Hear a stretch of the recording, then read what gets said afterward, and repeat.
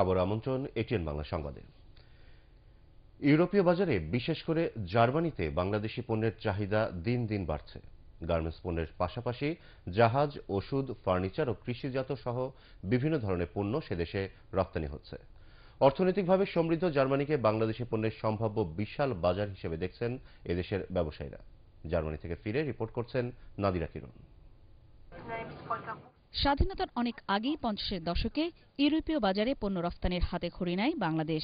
সে সময় এদেশের ঐতিহ্যবাহী তাঁতের তৈরি কাপড় অল্প পরিসরে রফতানি শুরু হয়। স্বাধীনতার পর 1972 সালে বন্ধু প্রতিম দেশ জার্মানিতে গার্মেন্টস শিল্প রফতানি শুরু করেন দেশীয় ব্যবসায়ীরা।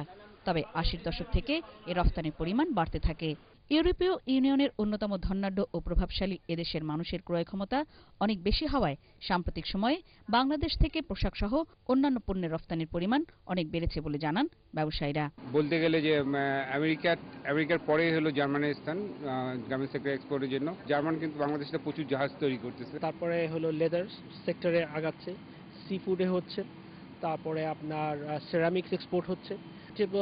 আমাদের যে agro based product, IT, renewable energy, এগুলোরও প্রসপেক্ট অনেক আছে যদি আমরা প্রপারলি সেটাকে টেক কেয়ার করি এবং সেইভাবে আমাদের জিনিসগুলোকে তুলে ধরি।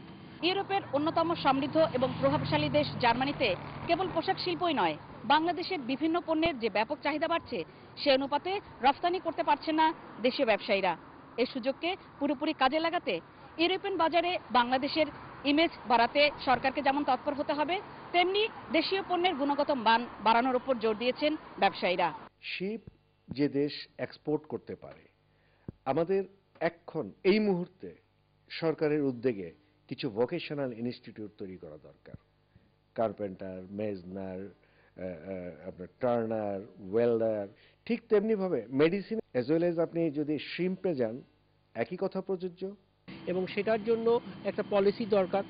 আমাদের আরো এনেবলিং এনভায়রনমেন্ট ক্রিয়েট করতে হবে, যে শুধু আপনার ইনসেন্টিভ না, ইনফ্রাস্ট্রাকচার ডেভেলপমেন্ট করতে হবে বাংলাদেশে। জার্মানি থেকে পণ্য আমদানির তুলনায় সেদেশে রফতানির পরিমাণ অনেক গুণ বেশি। বর্তমানে এদেশ থেকে জার্মানিতে বছরে প্রায় 300 কোটিরও বেশি টাকার পণ্য রফতানি হচ্ছে। বার্ষিক এই অর্থের রফতানি বাণিজ্য ছাপিয়ে সেদেশে আরো পণ্য রফতানি করতে চান ব্যবসায়ীরা। নাদিরা কিরণ, এটিএন বাংলা, ফ্রাঙ্কফুর্ট, জার্মানি।